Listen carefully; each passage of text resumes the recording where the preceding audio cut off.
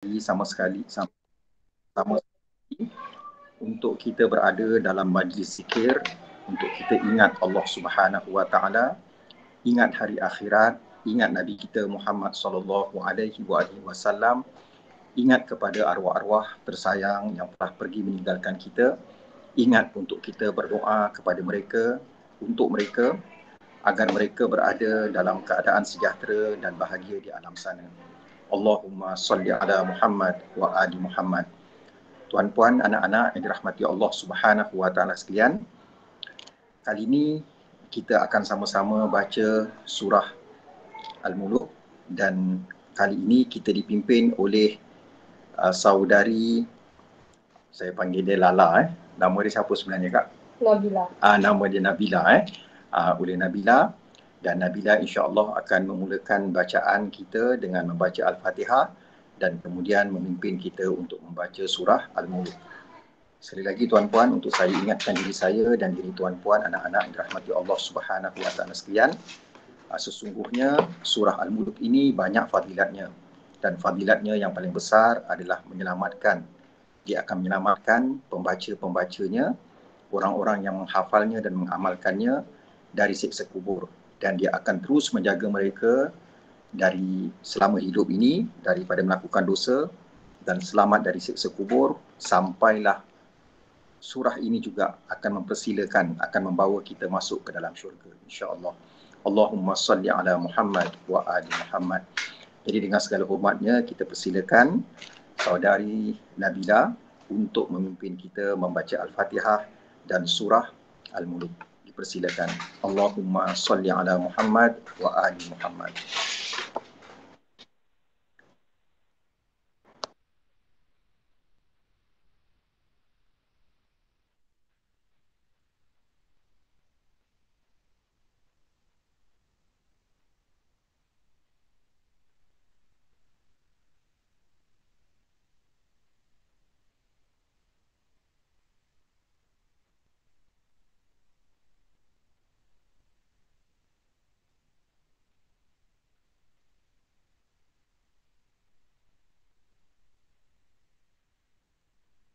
Alah, suara tak ada.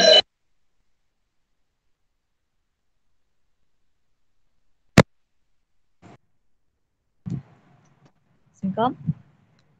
Salam, okey ada. Okay. Sorry. Ya, problem. Okay, Assalamualaikum warahmatullahi wabarakatuh. A'udzu billahi minasyaitonir rajim. Bismillahirrahmanirrahim. Alhamdulillahi rabbil alamin. Ar-Rahmanir Rahim. Maliki yaumiddin. Iyyaka na'budu wa iyyaka nasta'in. اهدنا الصراط المستقيم صراط الذين أنعمت عليهم غير المغضوب عليهم ولا الضالين.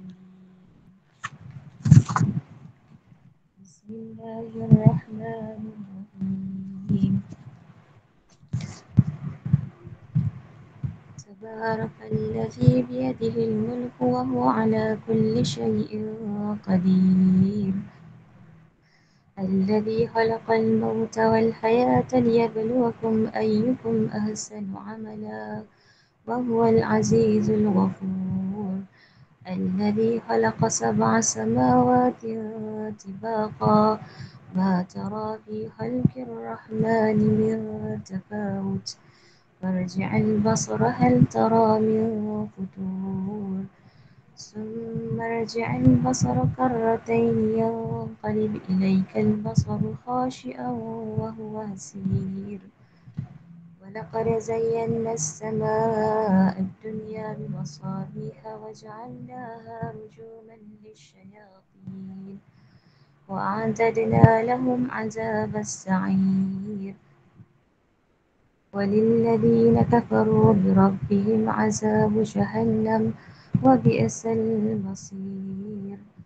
إذا ألقوا فيها سمعوا لها شهيقا وهي تفور تكاد تميز من الغيظ كلما ألقي فيها فوج سألهم خزنتها ألم يأتكم نذير قالوا بلى قد جاءنا نذير فكذبنا وقلنا ما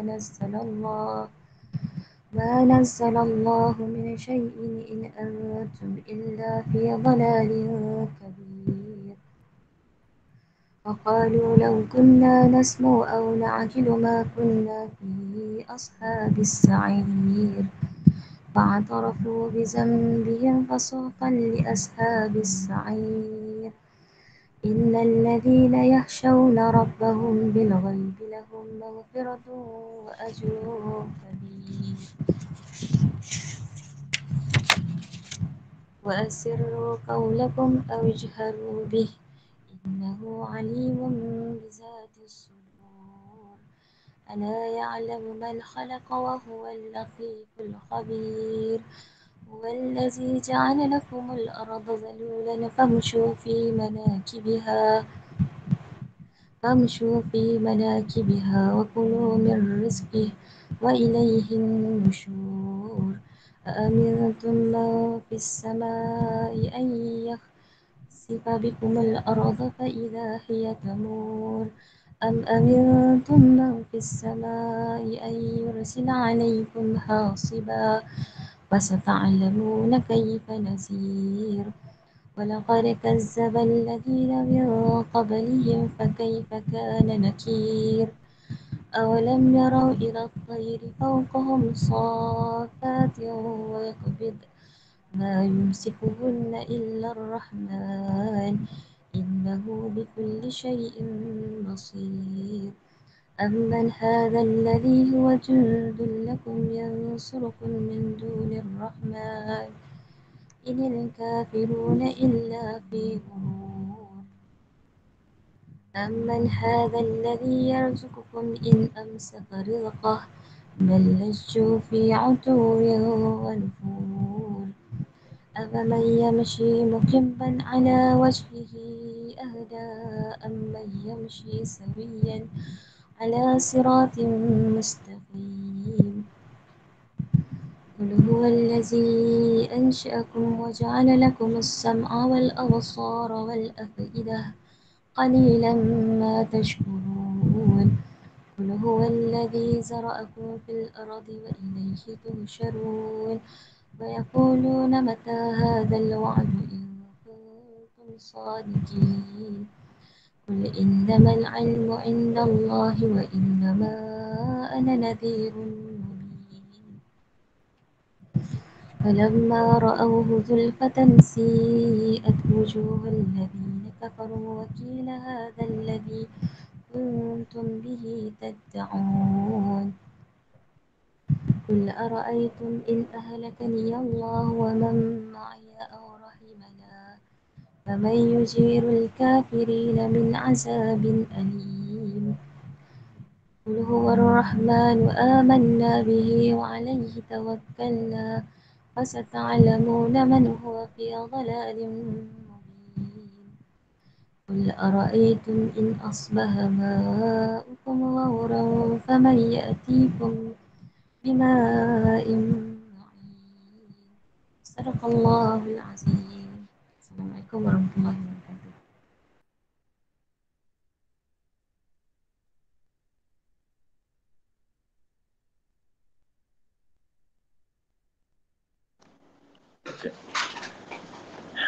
Alhamdulillah, sadaqallahul aliyyul azim. Kita ucapkan banyak-banyak terima kasih kepada Nabila yang telah sudi untuk memimpin kita membaca Al-Fatihah dan surah Al-Muluk. Dan kita berdoa kepada Allah, mudah-mudahan Allah Ta'ala memasukkan surah Al-Muluk ke dalam hati kita, bersebati dalam hati kita, sehingga kita mendapat segala fadilat yang telah Allah Ta'ala sediakan pada siapa yang membaca, pada siapa yang menghafal, pada siapa yang mengamalkan surah Al-Mulk. Allahumma salli ala Muhammad wa ali Muhammad. Kita baca tahlil dulu ataupun sebut nama? Oh, sorry. Okay. Dan sebelum kita nak sama-sama baca tahlil, untuk kita hadiahkan kepada arwah-arwah kesayangan kita, Mari sama-sama kita kenang nama-nama arwah-arwah kesayangan kita dan kita kenang kenangan-kenangan manis yang telah mereka tinggalkan ketika mereka hidup bersama-sama dengan kita.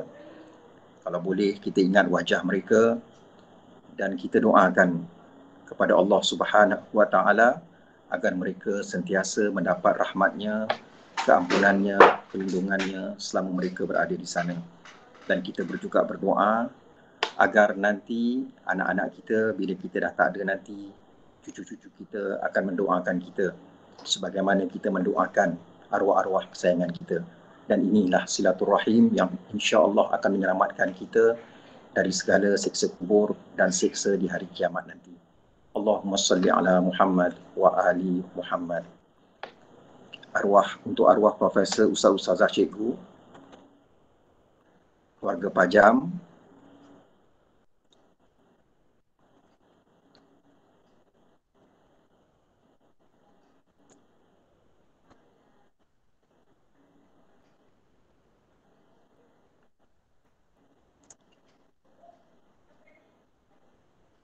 keluarga Yaya,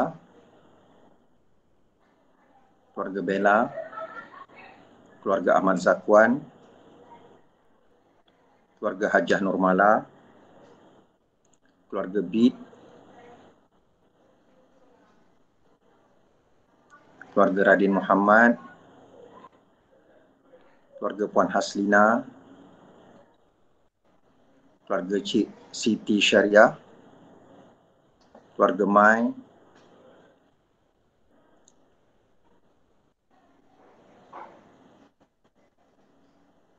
keluarga Farah, keluarga Encik Halim, Sufinai, keluarga Hajahku, keluarga Sab, keluarga Encik Rosli, keluarga kawan-kawan Puan Nadra, keluarga Hajah Masyita dan Haji Zakaria, keluarga Hajah Aisyah, keluarga Lala, keluarga Sairi dan Ramna, keluarga Wardah, keluarga Ibrahim dan Mina, keluarga Cik Lala Rawi, keluarga Haji Syahrani Ismail, keluarga Hajah Hasni, keluarga Adib, keluarga Puan Ruhaya, keluarga Puan Hajah Ruhaya Yusof, keluarga Encik Haji Amir dan Encik Nurizan Syarudin, keluarga Encik Muhammadiyah dan Encik Raza,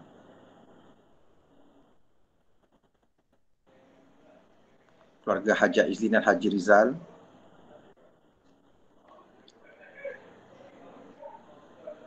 keluarga Hajah Nur Haliza,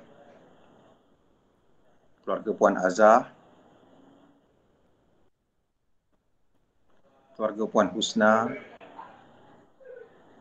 keluarga Encik Jamain, keluarga Encik Saleh, keluarga Hajah Yati Kosas,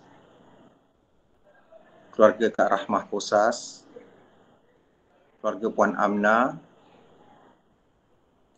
Allahumma salli ala Muhammad wa ali Muhammad. Dan mari sama-sama kita bacakan tahlil untuk mereka semua. La ilaha illallah, la ilaha illallah, la ilaha illallah, la ilaha illallah, la ilaha illallah, la ilaha illallah, la ilaha illallah, la ilaha illallah, la ilaha illallah, la ilaha illallah, la ilaha illallah, la ilaha illallah, la ilaha illallah, la ilaha illallah,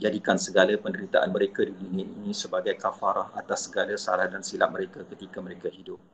Allahumma salli ala Muhammad wa ali Muhammad. Ya Allah, ya Tuhan kami, Engkau lipat gandakanlah segala amal soleh mereka, ya Allah. Engkau tutuplah segala cacat dan cela mereka, ya Allah. Engkau ampunkanlah semua salah dan silap mereka, ya Allah. Allahumma salli ala Muhammad wa ali Muhammad. Ya Allah, ya Tuhan kami, jadikanlah kubur mereka sebagai satu taman dari taman-taman syurga-Mu. Janganlah Engkau biarkan walau seketika sekalipun kubur mereka menjadi satu lubang dari lubang-lubang neraka-Mu. Allahumma salli ala Muhammad wa ali Muhammad. Ya Allah, ya Tuhan kami menerima berita bahawa sesungguhnya kubur adalah satu tempat yang amat sempit sekali, yang amat menakutkan, yang amat sunyi, ya Allah.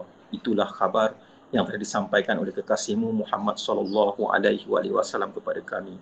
Kami sendiri takut, ya Allah, untuk masuk ke dalam kubur, sedangkan orang-orang kesayangi telah pun masuk ke dalam kubur.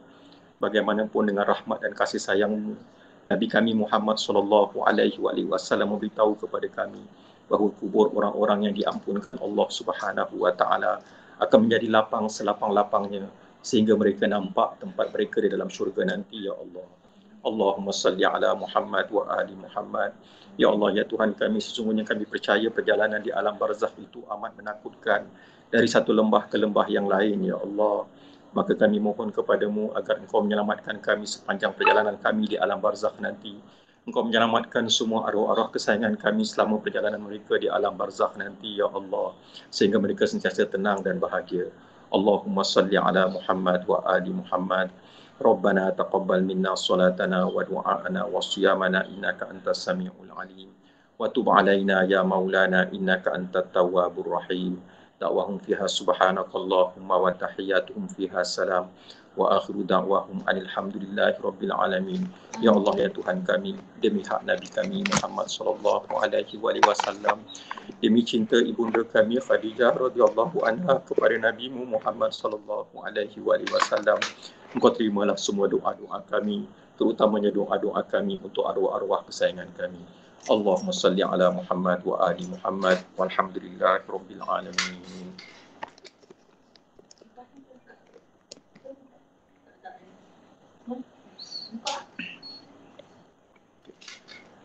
A'udzubillahi minasyaitonir rajim. Bismillahirrahmanirrahim. Alhamdulillahi rabbil alamin. Alhamdulillahilladzi hadana li hadza wa ma kunna linahtadiya laula an hadana Allah. Wassalatu wassalamu ala khairi khalqihi Muhammadin wa ala alihi wa sahbihi ajma'in. Subhanaka la ilma lana illa ma 'allamtana innaka antal alimul hakim. Wala haula wala quwwata illa billahil aliyyil azim.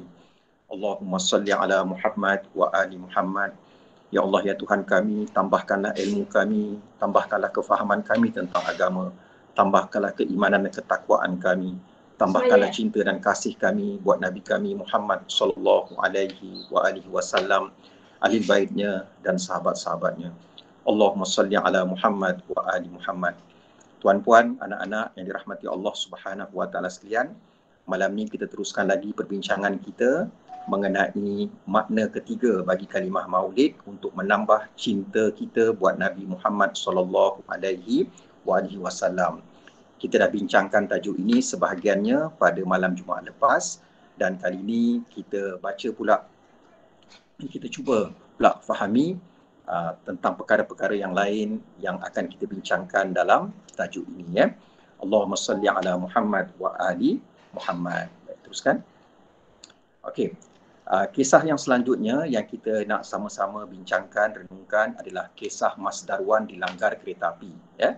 Kisah ini berlaku di Bandung, Indonesia, di Bandung, Jawa, Indonesia. Kan? Kisahnya begini, ya, dekat satu kampung ni kan ada seorang kita kata pesara lah, ya. Dia seorang pesara dah tua kan, dan dia ni suka tolong kiai di tempatnya, terutamanya kiai muda yang ada di tempatnya itu, ya. Dan kisah ini disampaikan oleh kiai itu, ya. Jadi Mas Darwan ni dia punya sayang kepada ustaz-ustaz dan sampaikan dia selalu baiki rumah ustaz tu bila rumah ustaz tu rosak, kan, tanpa minta sebarang bayaran kan. Dia kata dia tak mampu nak bayar ustaz tu duit apa-apa bila ustaz tu mengajar dekat surau, dekat masjid. Jadi yang dia mampu buat hanyalah dia tolong baiki rumah ustaz kalau rumah ustaz rosak ya. Dan Mas Darwan ni adalah seorang yang cukup taat beragama, sampaikan dia selalu bagi salam kepada ustaz yang mengajarnya itu. Kerana apa? Ustaz tu kan selalu terlambat bangun untuk memimpin solat subuh sampai that level dan ustaz tu begitu gembira sekali atas bantuan Mas Darwan. Satu, sebab Mas Darwan suka bangunkan dia di waktu subuh kan, bagi membolehkan dia bangkit awal dan pergi memimpin solat subuh di masjid. Dan yang keduanya, Mas Darwan ni seorang yang begitu ikhlas, dia tolong ustaz sebab apa? Dia tak mampu nak bayar apa-apa kepada ustaz tu ya. Allahumma salli ala Muhammad wa ali Muhammad. Jadi ustaz ni pula beza perangai ustaz ni. Perangai ustaz ni kan adalah seorang yang anti Maulidur Rasul. Ustaz ni pula, ustaz yang dia tolong ni adalah ustaz yang anti Maulidur Rasul ya. Macam bagi muslimat yang dah pernah hadir ya, Ustaz Ali bagi perbincangan mengenai mahalul qiyam tu kan, dia bila ada mahalul qiyam, bila orang berselawat tu kan, dia tak nak bangun. Bagi dia kata itu semua bid'ah. Maulidur Rasul bid'ah, sesat. Jadi tak payah buat ya. Jadi satu hari kan Mas Darwan ni dia sedang cangkul dia sedang cangkul batas-batas ubi kayunya. Dia tanam ubi kayu tu di antara landasan kereta api kat Indonesia, landasan kereta api pun berkembang.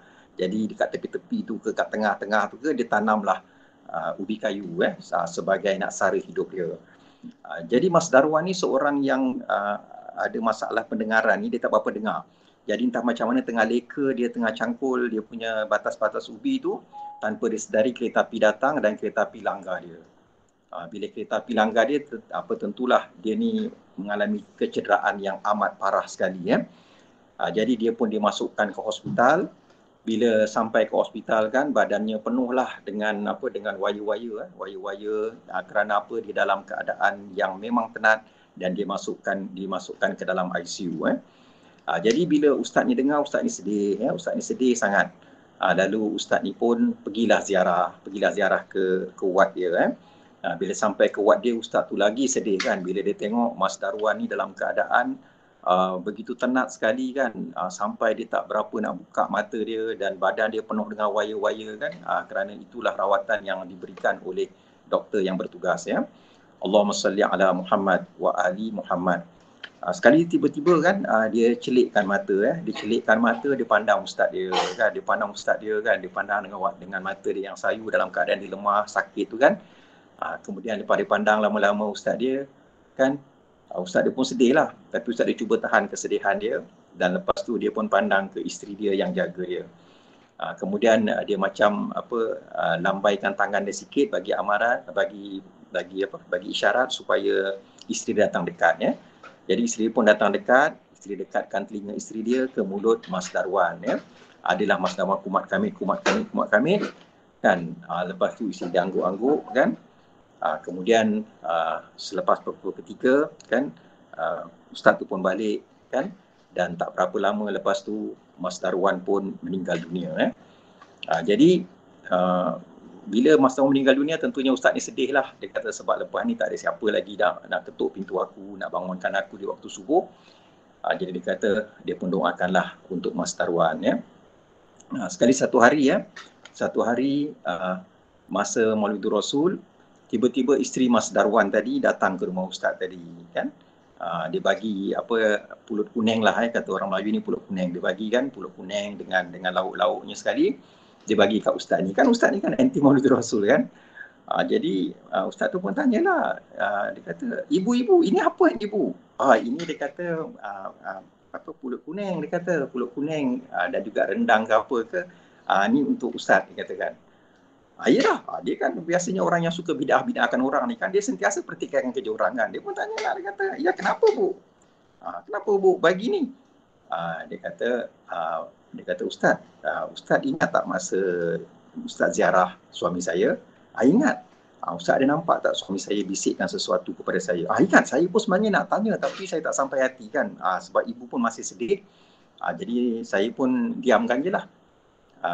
Tapi sekarang ni bila ibu cakap begitu, saya pun sebenarnya nak tahu sebenarnya sangat apa sebenarnya yang Mas Darwan bisikkan ya.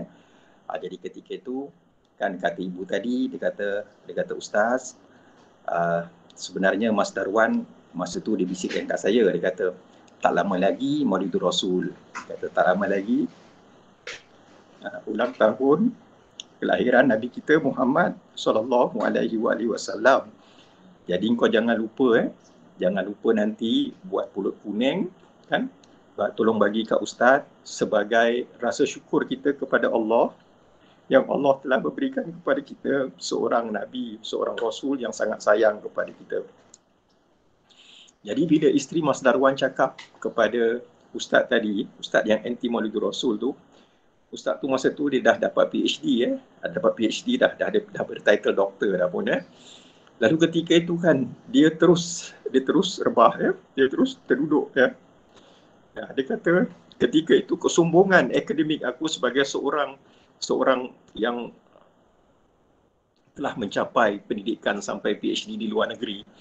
Dia kata kesombongan akademik aku pun hancur musnah ketika itu. Dia kata aku yang dapat PhD kan, yang belajar agama tinggi-tinggi, tapi kasih sayang aku tidak sehebat Mas Darwan. Dia kata Mas Darwan ketika dia sakit tenat dalam ICU pun kan, dia masih lagi ingat kat Nabi Muhammad sallallahu alaihi wasallam. Malahan ibu tadi menyatakan bahawa itulah kan pesanan terakhirnya kepada saya kan. Dia minta ibu tadi isterinya tadi menyediakan pulut kuning sebagai menyambut Maulidur Rasul sebagai tanda syukur kepada Allah Subhanahu wa taala. Jadi ustaz tu dia rasa sedih sangat kan. Maka sejak daripada tu kan dia seberapa daya kan, dia akan cuba seberapa daya untuk menyambut Maulidur Rasul secara besaran kerana dia sentiasa ingat dia sentiasa ingat pesan Mas Darwan, betapa sayangnya Mas Darwan kepada Nabi Muhammad sallallahu alaihi wasallam, sehingga di saat-saat akhir hidupnya ketika sakit pun dia tetap ingat kat Nabi Muhammad sallallahu alaihi wasallam. Allahumma salli ala Muhammad wa ali Muhammad. Jadi tuan-puan anak-anak yang dirahmati Allah Subhanahu wa taala, kan kita kata nak sayang dekat Nabi ni nampaknya tidak kira orang tu pandai atau orang tu sederhana ilmunya, atau kita kata orang tu bodoh sekalipun. Kerana cinta dan kasih kepada Nabi adalah diberikan kepada hamba-hamba Allah yang terpilih. Jadi orang yang sayang dengan Nabi, dia akan tahu kan betapa Nabi itu seorang yang baik sangat, betapa itu satu nikmat dari Allah Subhanahu wa taala yang paling besar. Sampaikan kita hanya tahu Quran, mukjizat yang paling besar dari Allah Subhanahu wa taala kepada nabi-nabinya itu. Mukjizat itu hanya sampai kepada kita atas cinta dan kasihnya Nabi kita Muhammad sallallahu alaihi wasallam kepada kita semua. Allahumma salli ala Muhammad wa ali Muhammad. Dan tuan-puan, anak-anak yang dirahmati Allah Ta'ala, kan kisah Mas Darwan ni kan memang kita kata memang menyayat hati menyentuh perasaan kita, dan sentiasa bagi satu ingatan terutamanya kepada saya bahawa kalau kita gembira kan dalam Quran Tuhan katakan qul bi fadlillahi wa bi rahmatihi fa bidzalik falyafrahu kan wa khairum mimma yajma'un. Katakanlah wahai Muhammad sallallahu alaihi wasallam, dengan fadilat dan rahmat Allah maka hendaklah kamu bergembira. Kegembiraan kamu itu lebih baik dari segala apa yang kamu kumpulkan. Kegembiraan kita atas kurniaan Allah Subhanahu wa taala iaitu Nabi Muhammad sallallahu alaihi wasallam itu sendiri, kalau kita gembira kan, itu adalah merupakan satu benda yang baik sangat dari apa yang kita kumpulkan Allahumma salli ala Muhammad wa ali Muhammad. Jadi tuan-puan anak-anak yang dirahmati Allah Subhanahu wa taala, kisah orang-orang yang sederhana hidupnya ini kan memang banyak dan di antaranya kisah Mas Darwan. Saya sebut satu lagi kisah yang berlaku sebelum ni kita cerita dekat Pulau Madura, kali ni dekat Pulau Madura juga. Kan macam mana ada seorang tua ada seorang ibu tua kan, dia ni hidup kat kampung, hidup dengan sederhana kan. Dia makan apa yang seboleh-bolehnya saja. Tetapi kan dia akan pelihara ayam. Dia akan pelihara ayam. Dan bila dia pelihara ayam, dia pastikan ayam tu nanti bila tiba Maulidur Rasul memang siap untuk disembelih. Memang elok untuk disembelih Jadi ni sebenarnya nenek kepada kawan saya yang di sana. Jadi dia kata bila satu hari kan dia dah ketika tenat kan, tahun tu dia sakit kan. Dia pun tak mampulah nak pelihara ayam lagi ya. Sebab dia tinggal tak ramai, dia tinggal seorang dekat kampung tu. Jadi apa yang berlaku tuan-tuan, ketika dia sakit ni, ketika dia nak meninggal, ketika tu datang Maulid Rasul dan dia ni tiap minggu kata kawan saya lah, tiap minggu masa dia sakit tu dekat dalam wad, dia asyik tanya je, bila Maulid Rasul, bila Maulid Rasul ya. Lepas tu bila dah tiba Maulid Rasul, dia kata kalau sekarang Maulid Rasul, dia kata okey, jangan lupa sembelihkan ayam yang saya pelihara. Sedangkan dia tak pelihara ayam. Sebenarnya dia dah tak pelihara sebab dia dah sakit kan. Tapi dia masih lagi kan berniat untuk kan menyambut dan bersyukur kepada Allah Subhanahu Wa Taala atas kelahiran Nabi kita Muhammad sallallahu alaihi wasallam ya. Allahumma salli ala Muhammad wa ali Muhammad ya. Baik, itu sekarang perjalanan kita. Okey. Kali ini perjalanan kita ini kita pergi patah baliklah ke Madinah ya. Kita patah balik ke Madinah. Mula-mula kita dah start perjalanan kita dekat mana? Dekat Madura. Lepas tu kita pindah ke Masjid Nabawi ke Madinah. Kemudian lepas tu kita patah balik ke Jawa. Kemudian kita patah balik ke Madura dan sekarang kita patah balik ke Masjid Nabawi di Madinatul Munawwarah. Allahumma salli ala Muhammad wa ali Muhammad. Tuan-puan, anak-anak yang dirahmati Allah Subhanahu Wa Taala, kisah ini kan kedudukannya dalam ilmu hadis memang tinggi dia ni dikatakan sebagai hadis yang mutawatir.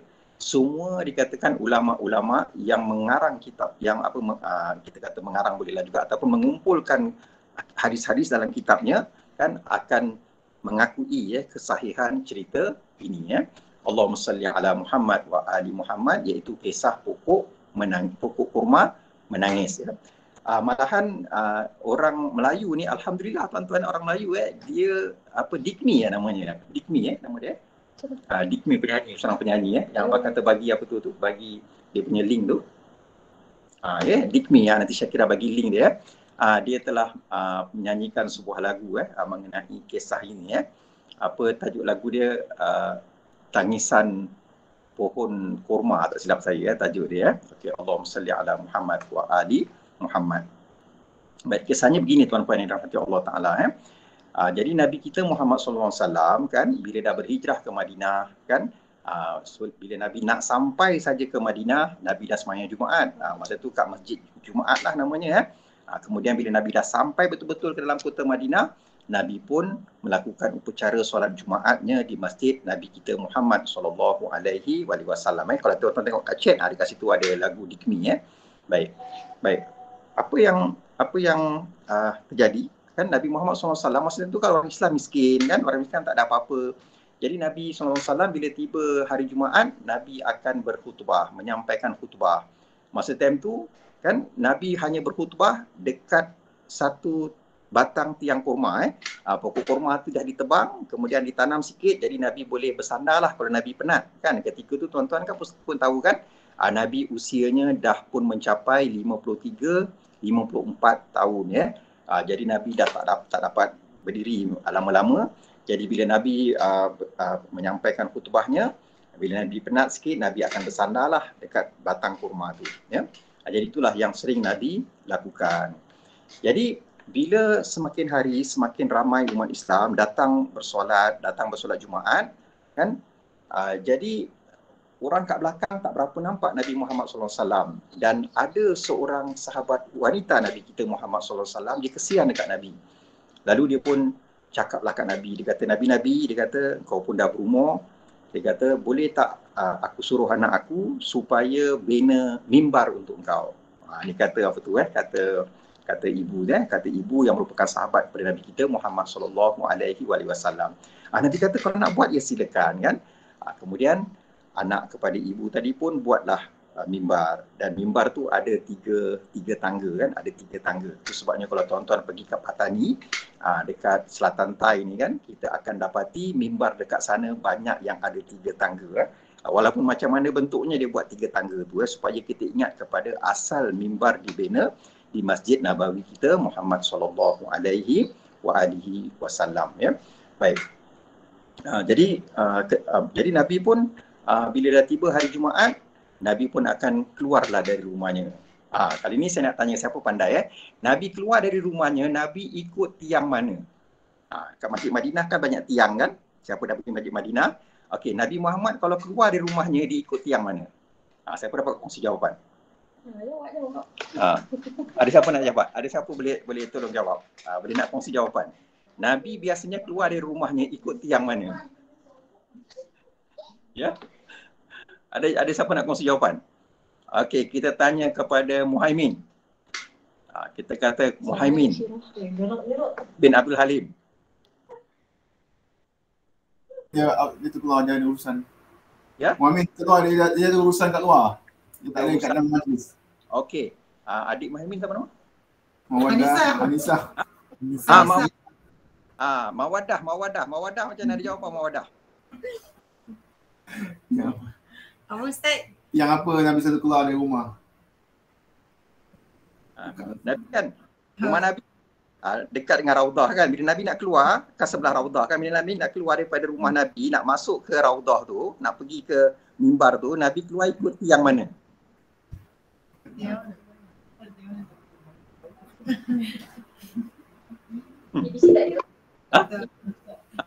ABC. Saya yang pergi boleh berjawab. Siapa yang pergi? Ni saya pun ni berada. Dia tak tahu kenapa saya kata. Siapa yang dah pernah pergi, dia kata boleh tolong jawab dia. Ini tak patut betul. Dia nak lepaskan diri dia pergi tanya, dia suruh orang lain. Okey. Baik. Ada siapa yang nak kongsi jawapan?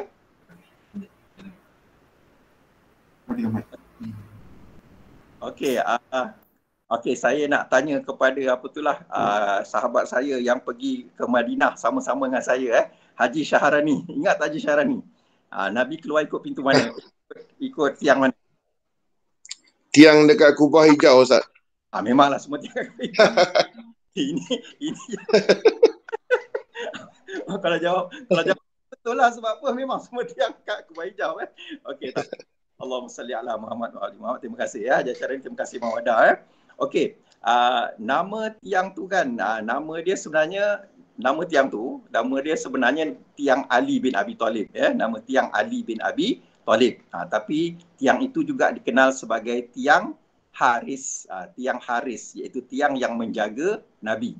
Sebab kat situ kan Sayyidina Ali selalu berjaga Nabi, lalu mereka namakan tiang tu sebagai Haris, maka sebab itulah orang Melayu banyak namakan anaknya Haris, Ada dua sebab. Satu sebab apa?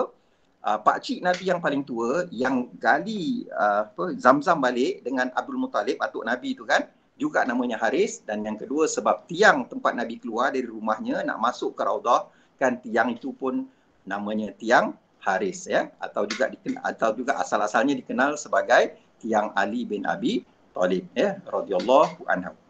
Okey, Allahumma salli ala Muhammad wa ali Muhammad.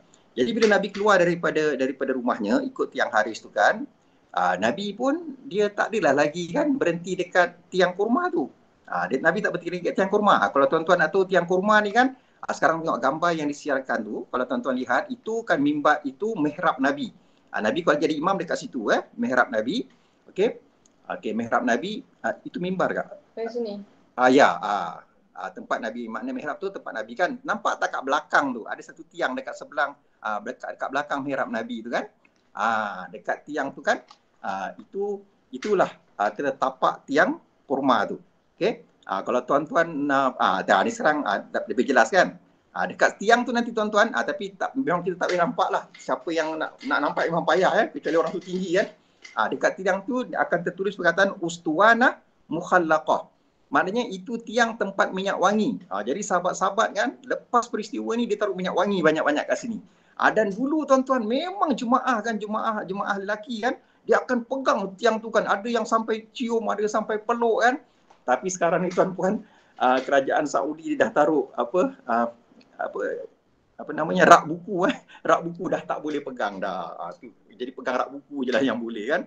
Itu pun kadang-kadang kena marah dengan polis-polis, dekat polis-polis Saudi. Tak tahu dah ada orang ni entah kenapa lah suka sangat marah orang-orang tu nak menyatakan kesayang dekat Nabi kan. So what's the problem jadi tuan-tuan yang dirahmati Allah Ta'ala, Nabi kan kali ni dia tak berhenti kat situ kan. Nabi akan terus berhenti ke mana?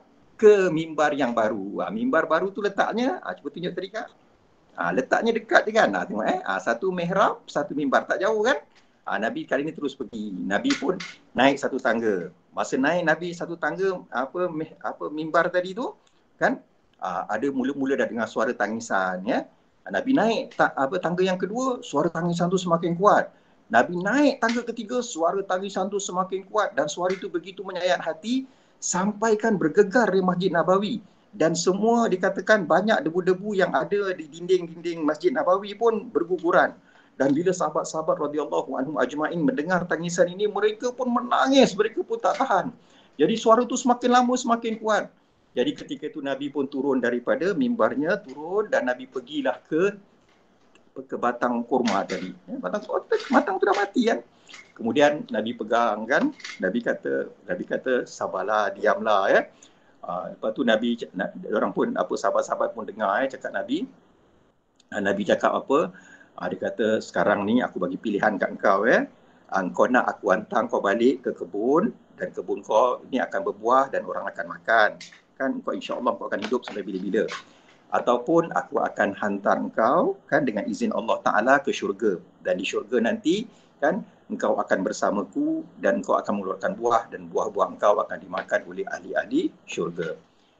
Kemudian kan pokok kurma tu pun cakap, dikatakan Nabi kata, ya Rasulullah kan hantarlah aku ke syurga untuk aku kekal bersama engkau di sana nanti kan. Lalu Nabi pun pegang lagi pokok kurma tu dan akhirnya pokok kurma tu pun tak menangis lagi ya.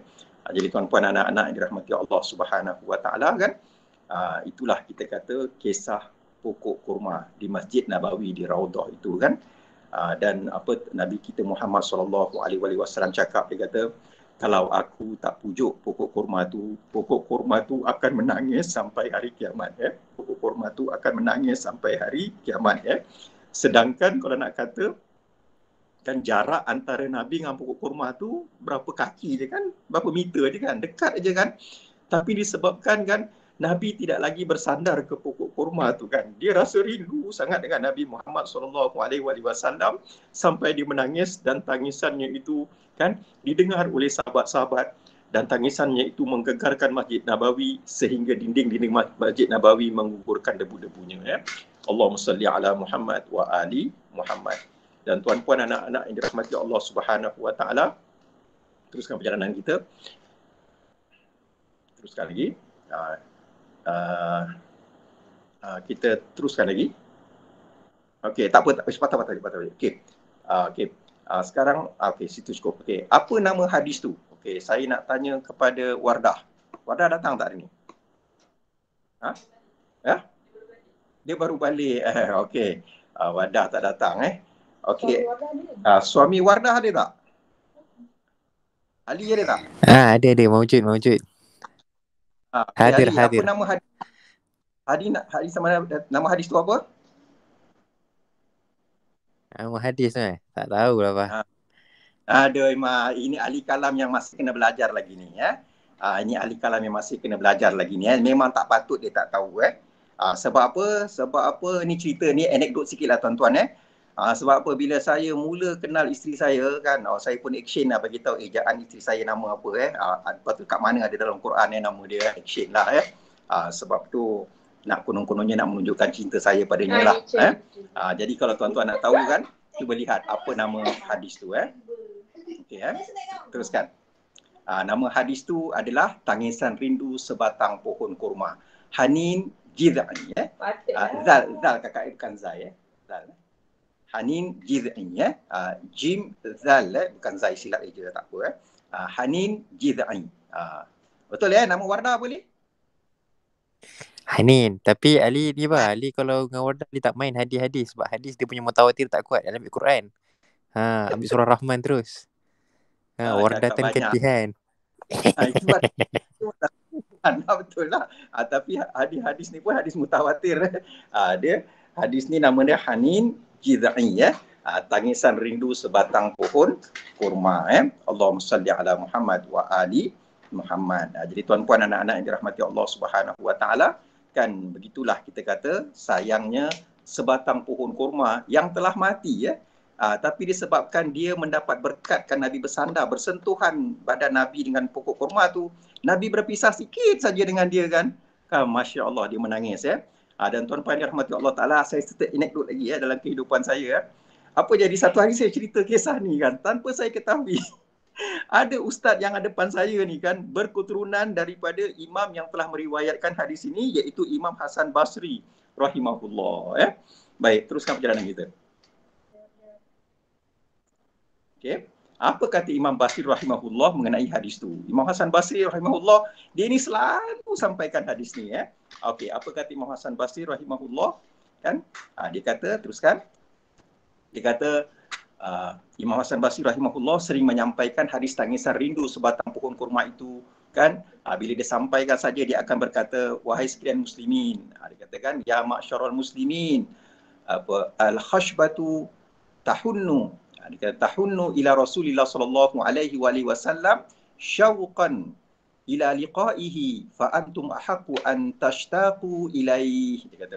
Dia kata sesungguhnya sebatang kurma itu begitu mendalam rindunya buat Rasulullah sallallahu alaihi wasallam untuk bertemunya.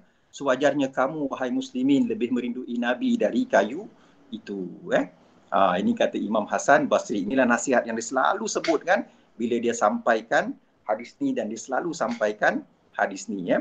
Jadi tuan-puan dan anak-anak rahmati Allah Ta'ala, saya sambung sikit cerita anekdot saya bila saya sampaikan cerita ni, dan rupanya kat depan saya tu ada seorang ustaz, dia ni keturunan Imam Hasan Basri. Kemudian dia masa dengar tu dia menangis kan, saya pun tak tahu kenapa dia menangis, tapi yang nyatanya dia terkenang Nabi lah ya. Kemudian lepas tu dia pun jumpa saya, dia bagi tahu, dia kata dia ni keturunan daripada Imam Hasan Basri, dia kata kan. Dia suka dengan cerita tu kan. Lepas tu saya ingat dia ni keturunan, tapi kenapa dia kata dia macam baru dengar je, rupanya dia nak rendah diri ya. Rupanya tuan-tuan yang dirahmati Allah Ta'ala, apa nak bagi tahu kat saya, dia kata ketika itu dia kata Allah Ta'ala telah membuka hijab ya, sehingga kan manusia biasa kan, iaitu para sahabat radhiyallahu anhum majma'in dapat mendengar suara tangisan sebatang pokok kurma yang telah mati. Maknanya ketika itu kan Masjid Nabawi itu telah disingkap di antara alam nyata dan alam ghaib ya. Subhanallah ya. Allahumma salli ala Muhammad wa ali Muhammad. Saya pun tak nampak poin ni ya, tapi bila ustaz tu cerita, masya-Allah ya, baru saya nampak ya. Rupanya bila kita sayang sangat dengan Nabi, Allah Ta'ala boleh mengangkat hijab antara kita dengan alam ghaib. Subhanallah ya. Allahumma salli ala Muhammad wa ali Muhammad. Dan tuan-puan dan anak-anak yang dirahmati Allah Subhanahu wa Ta'ala, dan kali ini kisah ni saya boleh cerita jugalah sebab apa, ada saksi ya, ada perawi lain ya yang nampak, yang hadir ketika peristiwa ini, iaitu Syakira dan juga Ali, bertempat dekat mana sekolah rendah Tasik Selatan ya. Ketika itu kan kami ceritakanlah perkara ini kan dekat depan anak-anak kita kat sana masa Maulidur Rasul kan. Jadi lepas tu tuan-puan kan, diorang pun menangis lah. Jadi bila diorang menangis, saya pun menangis lah kan. Sebab sedih tengok diorang menangis ya. Lepas tu bila kita minta diorang tulis surat tuan-puan, Masya Allah, sampai kan diorang beratur tuan-tuan kan nak menyampaikan surat untuk Nabi. Dan akhirnya cikgu dia kata, okeylah tak payah baca sebab ramai sangat, kami kumpul, nanti kami tolong bacakan ya. Betul, saksi kata betul. Kata Syakira, dia kata dia betul dia nak jadi saksi ya kepada peristiwa ni ya.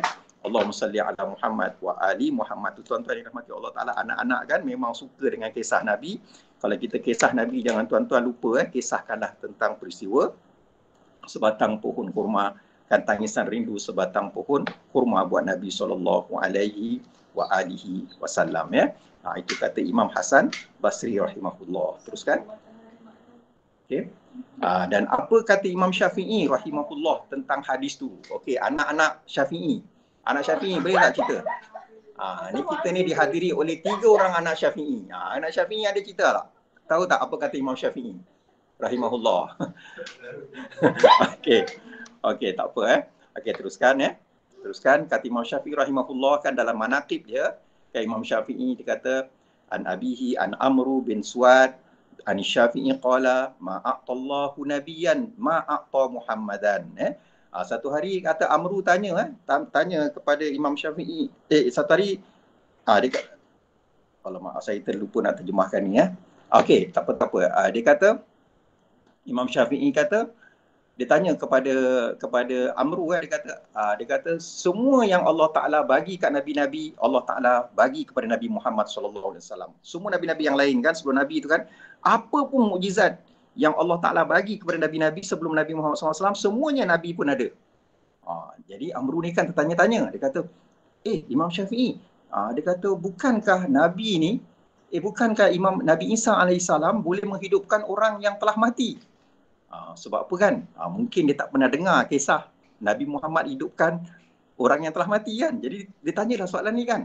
Lalu Imam Syafi'i rahimahullah pun jawab, dia kata a'ta Muhammadan hanina jid'i hatta sumi'a sautuhu. Okay?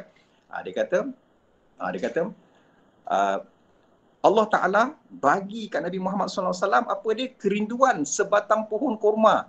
Sedangkan pohon kurma ni dah telah mati kan. Tapi macam mana sampai dia menangis sampai didengar tangisannya itu dan didengar dialognya itu. Dia kata fahadha akbaru min dhalik. Sesungguhnya ini mukjizat yang lebih besar daripada mukjizat yang Allah Ta'ala berikan kepada Nabi Isa AS, iaitu mukjizat menghidupkan orang yang telah mati. Orang yang telah mati yang hidupkan oleh Nabi Isa AS, okey, dia dah mati, dia hidup balik. Dia pun bagi kesaksian. Dia kata yang bunuh aku sebenarnya orang ni. Sebenarnya bunuh aku sebenarnya orang ni. Lepas tu dia mati balik. Tapi pokok ni subhanallah nampaknya dia terus hidup. Kan? Dia hidup dan sampai dapat didengar suaranya oleh orang-orang, oleh sahabat-sahabat, dan sahabat-sahabat turut menangis mendengar tangisannya. Allahumma salli ala Muhammad wa ali Muhammad.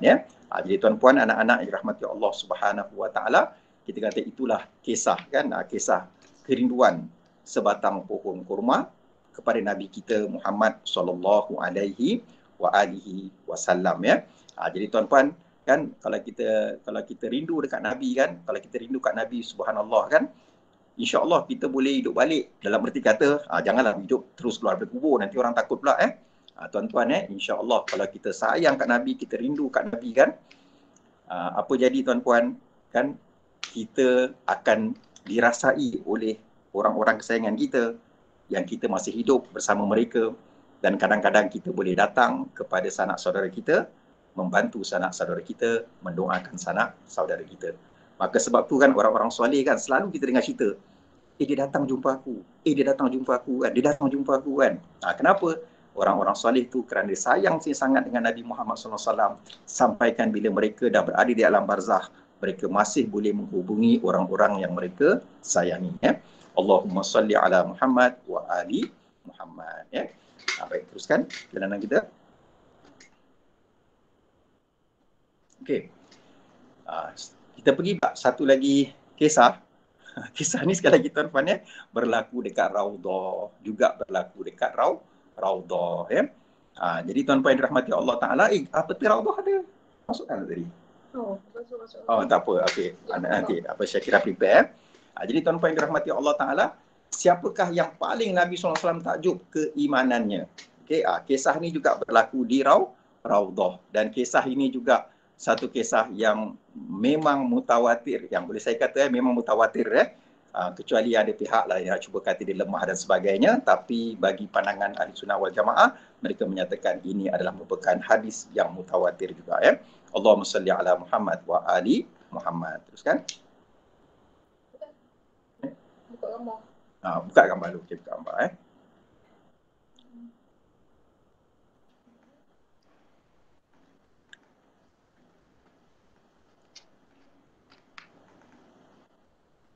Okey, sementara kita menanti apa Syakira menyelesaikan masalah teknik tadi, masalah teknikal tadi. Okey. Jadi tuan-puan anak-anak yang dirahmati Allah Subhanahu wa taala kan, kita akan tahu kita akan dapat lebih memahami peristiwa ini kalau kita faham. Kalau kita dah tahu macam mana susun atur yang ada dekat Masjid Nabawi kita, terutamanya di Raudah itu kan. Ini gambarnya tuan-tuan kalau tuan-tuan lihat. Okey, yang ada gambar warna merah tu, itu adalah rumah Nabi kita Muhammad SAW. Dia taruh warna merah tu, itu sebab apa dibuat dinding oleh kerajaan-kerajaan Islam daripada zaman Uthmaniyah sampailah kepada kerajaan Saudi, supaya tak ada siapa nak korek ke bawah.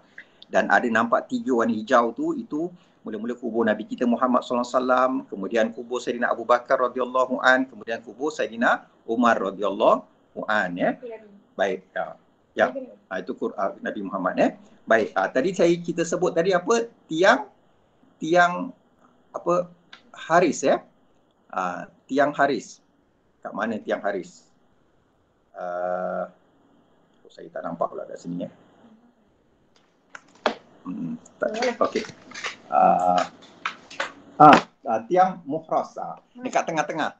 Sebelah rumah Nabi tu, kat sebelah rumah Nabi tu kan, kat tengah-tengah tu kan, tiang Muhras tu kan, atau Muhris. Kita kata itu ataupun tiang Haris ya.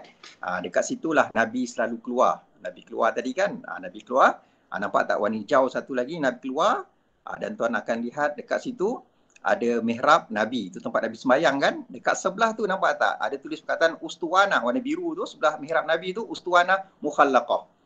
Dekat situlah tapak tiang kurma tadi ya. Jadi kalau apa? Tak, itu tiang Haris yang Nabi keluar. Dekat sebelah mihrab tu ada satu tiang Haris lagi. Tiang mukhallaqah. Mihrab warna hijau kat bawah sekali. Ya betul. Dekat situ dekat situ tuan-tuan. Okey. Jadi kali ni tuan-tuan rahmati Allah Taala, kan satu hari Nabi kan Nabi ada dekat nak keluar daripada rumah dia, kan masa tu sahabat-sahabat pun menanti Nabi Muhammad sallallahu alaihi wasallam ya. Okey, bila Nabi menanti sahabat tu kan, apa dorang pun bagi salam kat Nabi kan. Assalamualaikum ya Rasulullah. Waalaikumsalam Nabi kata kan. Apa tu Nabi pun bagi salam kat mereka, Assalamualaikum warahmatullahi. Mereka pun jawab Waalaikumsalam warahmatullahi wabarakatuh ya. Baik, kemudian Nabi tanya apa kat orang? Nabi tanya, ada siapa-siapa tak yang bawa air? Jadi ketika tu Abdullah bin Abbas, dia kata, aku bawa, dia kata, bekas air, tapi air aku tak sempat isi, dia kata. Oh, dia kata, rugilah aku, dia kata, rugi, dia kata, alangkah beruntungnya, dia kata, kalau ketika itu aku bawa air. Tapi entah macam mana, aku pergi kat masjid sebelum aku sempat isi air kali ni. Tiba-tiba Nabi minta pula, Nabi pula tanya pula, dia kata, okey, ada siapa boleh bawakan air? Ya, aku rasa menyesal. Tapi tiba-tiba kan Nabi ni sentiasa orang yang menyelesaikan masalah. Apa yang berlaku Nabi pun panggil. Dia kata, Abbas, kejap Abbas. Dia kata, engkau bawa apa tu bawa bekas air Dia kata, ya Rasulullah, aku tak, tapi dia kata tak ada air Nabi. Aku minta maaf lah, tak ada air ya. Dia tak apa-apa, dia bawa sini. Nabi pun ambil bekas tu, Nabi pun letak tangan dia dekat atas bekas air tu. Dan ketika itu keluarlah air daripada tangan Nabi SAW sampai penuhlah bekas air itu. Ya. Saya mula-mula dengar cerita ni masa saya kecil daripada seorang pakcik sepupu saya dan juga guru mengaji saya, namanya Sairi namanya Haji Sairi dia yang ceritakan kat saya benda ni dia cerita, cuma dia cerita sampai kat situlah sebab saya kecil, yang saya dapat faham itu je lah jadi lepas tu Rasulullah SAW cakap, dia kata, okey sahabat-sahabat, siapa yang nak ambil wuduk, sila ambil wuduk. Jadi ketika itu sahabat-sahabat pun seronok lah, diorang pun ambil wuduk. Air tak habis kan, entah macam mana kan, air tak habis berkat Nabi kan, diorang ambil wuduk. Dan ketika itu Sayyidina Abbas, Ibnu Abbas radhiyallahu an, dia kata apa? Dia kata ketika itu kan, Abdullah bin Mas'ud radhiyallahu an, dia bukan sekadar ambil wuduk, dia minum sepuas-puasnya, dia kata. Dia kata kita orang bengang betul dengan dia. Saja main tuan-tuan dia kata dia je minum banyak-banyak kan. Orang lain nak ambil wuduk kan, tapi dia sempat dia sampai minum banyak-banyak Allahumma salli ala Muhammad wa ali Muhammad. Okey. Baik, lepas tu Rasulullah pun dah minum semua, yang lain ambil wuduk semua, dah puas. Nabi pun tanya dekat orang dia kata, yang kamu tahu kan, siapakah dia kata, apakah makhluk atau siapakah orangnya yang paling aku kagumi imannya? Siapakah orangnya yang paling aku kagumi imannya? Ataupun kita kata, siapakah iman yang paling dikagumi oleh Nabi kita Muhammad sallallahu alaihi wasallam? Jadi tuan-tuan rahmati Allah Taala, mula-mula sahabat pun cakaplah kan, malaikat Nabi. Dia kata, malaikat memanglah bagus. Tapi malaikat memanglah iman dia hebat. Sebab apa? Mereka ini berada dekat dengan Allah Subhanahu Wa Taala. Jadi apa yang nak heran? Nak heran apa? Kan sebab apa? Mereka berada dekat dengan Allah. Jadi tentunya mereka ini kan iman mereka hebat. Tapi ada yang lebih aku kagumi. Sekali sahabat bercakap, para nabi ya Rasulullah. Dia Dia kata para Nabi pun memang hebat imannya. Tapi tak ada apa yang kita nak kagumkan sangat. Sebab apa? Sebab wahyu memang turun kepada mereka. Oh, sahabat pun dah bingung. Ada pun sahabat pun dia pun perasan lah sikit kan. Dia kata, kami ya Rasulullah sahabat-sahabatmu. Dia kata, kamu ni kan baru tadi kan kamu nampak mukjizat aku bagi keluarkan air kat tangan kan. Lepas tu kamu pun ada sebahagiannya minum, sebahagian kamu ambil wuduk kan. Okey, saya kira dia ambil berkat Nabi Muhammad, dia bagi air pula Ni Insyirah bagi anak saudara yang soleh. Insyirah, terima kasih banyak Insyirah Okey, nah Insyirah tu nama dia daripada surah Al-Insyirah, Alam Nashrah Laka Sadrak. Okey Allahumma salli ala Muhammad wa ali Muhammad. Okey, jadi dia katakan korang nampak dan aku berada bersama dengan kamu nampak aku. Jadi sahabat pun kata, aku tak tahu lah Rasulullah kan. Kemudian Rasulullah pun kan tiba-tiba kan Rasulullah menangis Rasulullah macam tunduk kan, air mata dia mengalir kan. Jadi sahabat pun tanya, ya Rasulullah kenapa? Dia kata, sesungguhnya aku merindui saudara-saudaraku. Sesungguhnya aku merindui saudara-saudaraku. Sahabat-sahabat menjadi gelisah dan resah. Dia kata, ya Rasulullah, bukankah kami ini adalah saudara-saudaramu? Rasulullah kata, kamu adalah sahabat-sahabatku, kamu adalah saudara-saudaraku. Tapi yang aku rindui adalah saudara-saudaraku. Siapakah mereka ya Rasulullah? Rasulullah kata, mereka adalah orang yang datang selepas kamu. Mereka tak pernah nampak aku. Mereka tak pernah dengar aku. Mereka tak pernah sentuh aku. Tapi mereka tetap percaya dan yakin dengan aku. Mereka tetap beriman dengan aku, tetap mengamalkan apa yang aku perintahkan. Sesungguhnya mereka inilah saudara-saudaraku yang aku rindui. Sesungguhnya iman mereka inilah yang paling aku takjub, yang paling aku kagumi. Dan Rasulullah SAW dalam satu hadis lain, dalam di antara periwayatan yang lain cakap apa? Rasulullah cakap perkara itu kan sebanyak 7 kali. Sesungguhnya keimanan mereka itu kan lebih baik daripada keimanan kamu. Rasulullah sebut sebanyak 7 kali. Subhanallah. Kan? Yang begitulah tuan-puan yang dirahmati Allah Ta'ala. Kan? Siapakah mereka itu? Mereka itu adalah umat Nabi Muhammad SAW yang tak pernah nampak Nabi, yang tak pernah dengar suara Nabi, yang tak pernah sentuh Nabi. Tapi bila mereka mendapat mukjizat Nabi, mendapat Al-Quran, mereka percaya kat Nabi Muhammad SAW, mereka beriman, mereka yakin, dan mereka mengamalkan apa yang Nabi perintahkan dan mereka tinggalkan apa yang larang. Itulah yang orang yang paling Nabi rindui dan itulah orang yang keimanannya paling Nabi kagumi. Dan Nabi nyatakan, sebahagian riwayat menyatakan 3 kali dan sebahagian riwayat menyatakan 7 kali. Nabi mengulang-ulangi sebanyak 7 kali. Keimanan mereka lah yang paling aku kagumi. Keimanan mereka lah yang paling aku kagumi. Keimanan mereka lah yang paling aku kagumi. Nabi ulang sampai 7 kali. Allahumma salli ala Muhammad wa ali Muhammad. Jadi tuan-puan dirahmati Allah Ta'ala, kita dapat satu syarat. Syarat kita apa tadi tuan-puan? Kita tak nak pernah nampak Nabi. Kita tak pernah dengar suara Nabi. Kita tak pernah sentuh Nabi. Syarat kedua, kita dapat tak? Kan Nabi kata mereka beriman kepada aku. Kan walaupun mereka tak nampak aku. Alhamdulillah kita dapat walaupun iman kita lemah.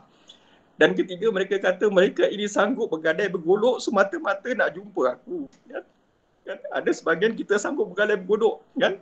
Bergalai bergolok, mereka sanggup tak makan, sanggup tahan makan, nak kumpul duit supaya dapat pergi ke Madinah menziarahi Nabi kita Muhammad SAW. Ada yang terus kan mengumpul duit, berkorban kan supaya duit cukup nanti nak pergi ziarah Nabi di Madinah. Kan? Mudah-mudahan kita ini adalah orang-orang yang dirindui oleh Nabi kita Muhammad SAW dan yang paling dikagumi keimanannya. Allahumma salli ala Muhammad wa ali Muhammad. Ya. Jadi tuan-puan yang dirahmati Allah Ta'ala, kalau siapa yang tak pernah pergi dan masih kumpul duit, mari kita sama-sama doakan. Kan, ya Allah, ya Tuhanku, bagi mana-mana saudara kami di sini yang datang ke majlis zikir ini, yang masih belum pergi Masjid Nabawi dan mereka nak sangat pergi, engkau mudahkanlah urusan mereka, engkau cukupkanlah rezeki mereka, beri mereka rezeki yang halal yang engkau berkati sampai mereka dapat menziarahi kasih-Mu, kekasih mereka juga Nabi kami Muhammad SAW. Allahumma salli ala Muhammad wa ali Muhammad. Ya. Baik, teruskan perjalanan kita. Teruskan. Okey. Nabi kata a'jabul khalqi imanan. Tengok tuan-tuan periwayatnya punya banyak ya. Periwayatnya punyalah banyak ya. Allahumma salli ala Muhammad wa ali Muhammad. Okey, tadi kita teruskan. Okey, teruskan. Okey, teruskan. Okey, ini dalam kitab ni tuan-tuan yang kisah tadi tu kan, yang senang yang ada dalam saya punya kat rumah saya punya library adalah kitabnya Durrul Manthur fi Tafsir Al-Ma'thur ini Imam As-Suyuti Asy-Syafi'i rahimahullah. Jadi Imam Suyuti ni kan dia ni hebat kitab ni dikhususkan mentafsirkan Quran hadis Nabi je. Dia sendiri tak bagi pandangan dia. Dalam satu kitab yang lain namanya Tafsir Jalalain, ketika itu dia menyatakan pandangannya pula kan mengenai ayat-ayat Quran Baik, teruskan perjalanan kita. Okey. Apa jaminan untuk selamat dari azab Allah? Siapa dapat ingat ayat Quran ni? Okey. Saya kalau dalam bab Quran ni kena tanya Mawadah lah. Mawadah. Apa ayat Quran yang menyatakan jaminan untuk selamat dari azab Allah? Okay, Mawadah boleh dapat talian hayat daripada Nisa. Nisa Lagi seorang. Masya Allah. Apa? Saya ingat tak? Saya ingat. Tak ingat. Mawadah Mana ingat? Okay. Okay. Ayat Quran ini surah Al-Anfal ayat 23. Wa ma kana Allahu liyu'adzibahum wa anta fihim. Kata Allah Subhanahu Wa Taala. Ni ayat dia terjemahan dia silap tu kakak. Ini bukan surah Al-Ahzab, ni surah Al-Anfal. Ayat Qurannya dah betul tak apa saya terjemahkan dia. Nabi kita Muhammad Allah Taala kata wa ma kana Allahu liyu'adzibahum wa anta fihim. Allah Taala tidak akan mengazab mereka kan sekiranya kamu bersama dengan mereka, kamu berada dengan mereka. Wa ma kana Allahu mu'adzibahum wa hum yastaghfirun. Allah juga tidak akan menyiksa mereka kalau mereka itu sentiasa beristighfar kepada Allah, minta ampun kepada Allah Subhanahu Wa Taala. Nampak tuan-tuan Jadi itu syarat dia. Yang pertama, kalau kita bersama dengan Nabi, Allah Taala takkan azab kita. Allah Taala, kita mungkin akan menghadapi kemalangan, menghadapi bencana, tapi itu bencana dugaan, ibtila. Tapi dia bukan satu bencana azab dari Allah, bukan satu siksaan dari Allah Subhanahu Wa Taala. Kan kalau kita sakit itu ujian Allah. Itu bukan siksaan Allah. Tapi kalau kita tak bersama Nabi, possibility kita akan diazab oleh Allah dengan penyakit itu besar, Kemudian Allah Taala kata, wa ma kana Allahu mu'adzibahum. Allah Taala takkan azab mereka wa hum yastaghfirun, sedangkan mereka terus beristighfar minta ampun kepada Allah Subhanahu Wa Taala. Jadi tuan-tuan, macam mana Nabi nak bersama dengan kita? Kita ingat, senang je ingat. Salah satu datang anak Encik Alim namanya Mawadah kan. So, kita bila sayang dengan Nabi, Nabi sentiasa bersama dengan kita. Dan yang kedua, kita pun beristighfar, minta ampun selalu kepada Allah. Dua inilah yang akan menjamin kita dari azab Allah Subhanahu Wa Taala di dunia. Baik, teruskan. Okey, macam mana kita nak amalkan ayat 33 tadi surah Anfal tu? Okey. Dia senang je tuan-tuan dalam budaya Melayu benda ni ada kan, tapi kadang-kadang tak tahulah, tak cukup penerangan ke atau kita tak datang ke bila ustaz terangkan, tapi cerita ke hakikatnya beginilah. Teruskan. Kasidah Burdah dan Dibai. Dibai dengan dan juga kasidah Burdah ni dalam tu kan memang ada, dan orang-orang tua kita, nenek-nenek kita tu yang minta maaf cakap kan, kitab tafsir yang saya baca, diorang tak baca. Saya tahulah diorang nenek saya kan. Tapi diorang tahu kan, diorang tahu kasidah ni kan, iaitu kasidah Burdah dan Dibai. Dan kasidah ni tuan-tuan dirahmati Allah Taala, kenapa dinamakan Burdah? Sebab apa? Orang yang baca kasidah ni tengah sakit kan. Alhamdulillah kan Tuhan takdirkan saya pernah sampai kat kubur dia. Nama dia Imam Bushiri Imam Busiri kan, dekat Iskandariah, dekat Alexandria, dekat Mesir. Okey, dia sakit tapi dia terus berselawat kat Nabi. Dia berselawat sampai dia cipta selawat memuji-muji Nabi. Sekali tuan-tuan rahmati Allah Taala, sekali pada satu malam tu dia mimpi jumpa Nabi. Nabi datang. Dia nampak je Nabi kan. Dia pun baca selawat yang dia karang sendiri yang kita nak baca ni lah, yang kita akan baca ni Dia pun baca. Nabi Muhammad suka sangat. Nabi Muhammad senyum je kan. Terus Nabi Muhammad kan pegang kepala dia, pegang muka dia, Nabi pun bagi dia selimut. Makna Burdah tu selimut lah Nabi pun bagi selimut kat dia. Lepas tu kan dia sihat. Besoknya bila dia bangun, dia pun nak pergi masjid. Dia pergi masjid, dekat tengah jalan tu dia jumpa seorang wali Allah. Sekali wali Allah ni tanya kat dia. Dia kata ajak aku. Dia kata, ajak apa? Engkau ajak kat aku. Dia kata, apa selawat yang apa yang sampai Nabi bagi engkau, sampai Nabi bagi kat engkau. Mana ada? Dia kata, aku tahu. Dia kata, rangkap pertama dia macam ni. Dia pun teringat. Dia kata, rupanya Masya Allah, orang ni pun dia menyaksikan mimpi aku. Dia pun bagi tahulah. Dan lepas tu, wali Allah ni pun hebohkan dah. Sampai sekarang ni, kita pun sama-sama baca kan. Apa kasidah dia? Kasidah dia begini teruskan.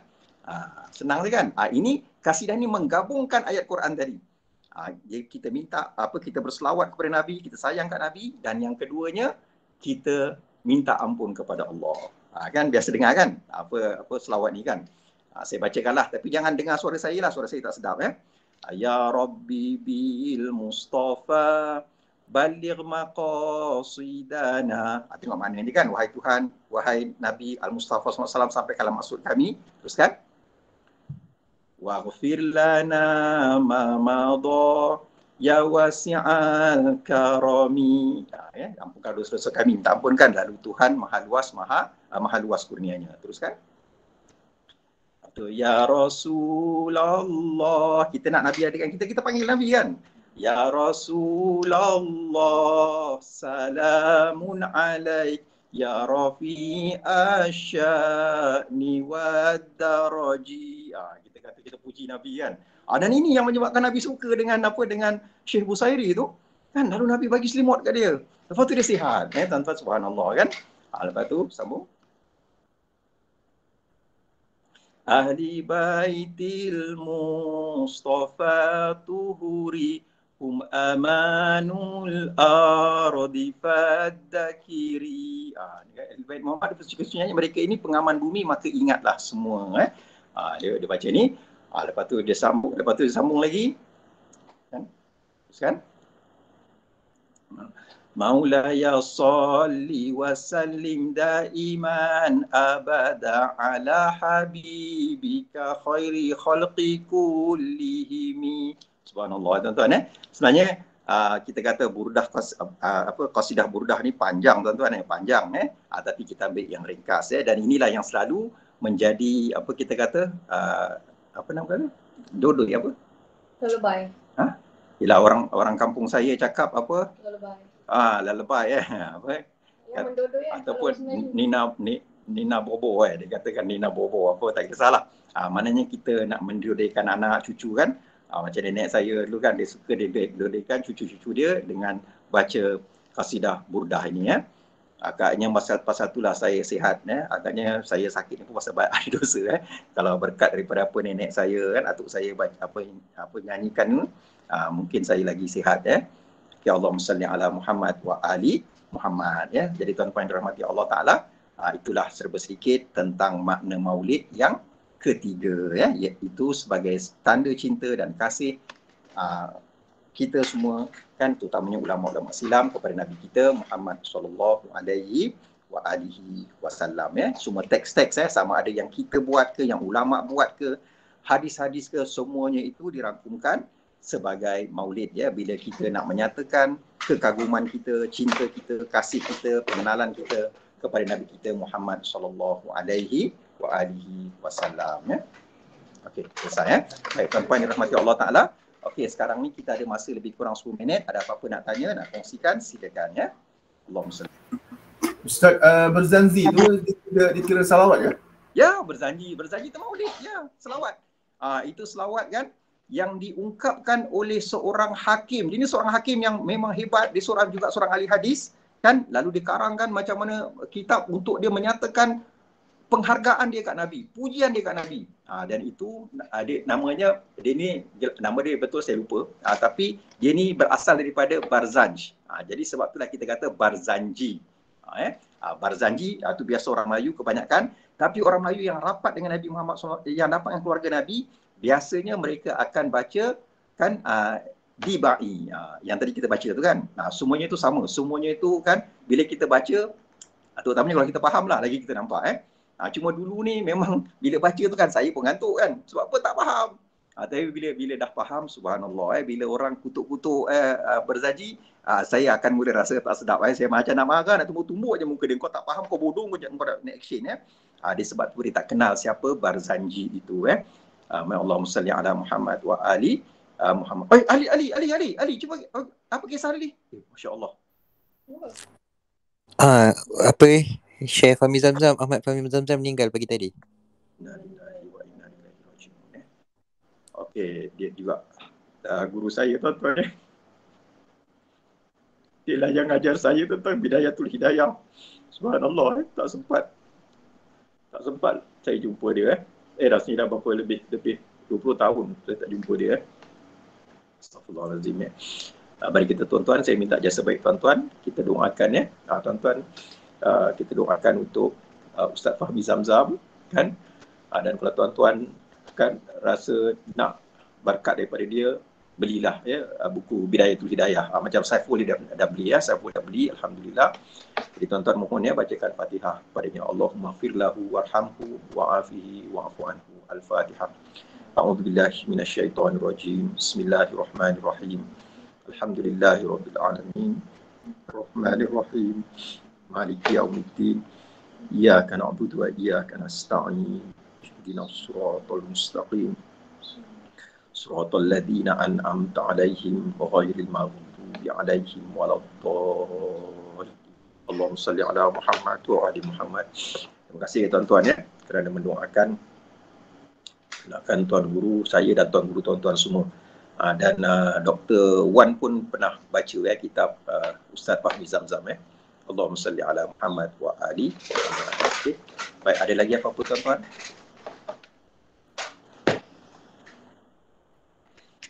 Ada apa-apa lagi yang nak kongsi?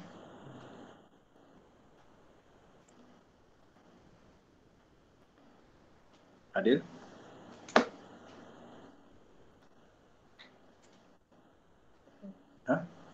Tak ada Albani Nida ni siapa? Umi Zain. Umi Zain. Oh, Umi Zain okey. Mungkin lepas ni tuan-tuan boleh minta Umi Zain lah dia nyanyikan lagu dia nyanyikan selawat-selawat dalam Barzanji di Ba'i dia ada bakat lah. Kalau saya ni suara saya tak sedap kadang-kadang tune selalu tak kena. Ustaz-ustaz saya gelak-gelak saya bila Barzanji semua kan. Memang bakat tu tak ada pada saya lah cuma saya dapat faham sebersikit lah syair-syair, kita kata kasidah-kasidah yang memuji-muji Nabi kita Muhammad sallallahu alaihi wasallam.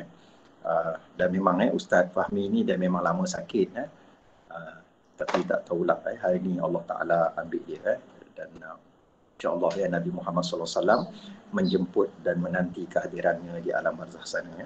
Allahumma salli ala Muhammad wa ali Muhammad. Okey, sama-sama Haji Haslina. Apa katanya Ustaz Fahmi daripada sampaikan hajat dekat anak murid dia kata lah kalau boleh dia harap dia nak meninggal umur dia 63 tahun dan pada bulan Maulid Nabi SAW sebab 63 tahun sebab Nabi SAW wafat umur 63 kan. Alhamdulillah Allah kabulkanlah haji. Alhamdulillah. Okey, terima kasih banyak Ali orang soleh ni itu yang dia nak kan.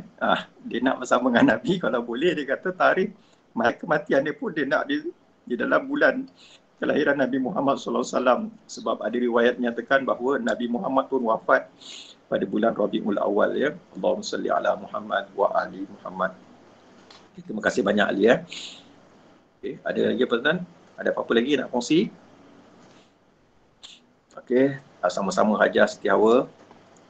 Okey, amin ya rabbal alamin. Terima kasih banyak Cikgu Afidah.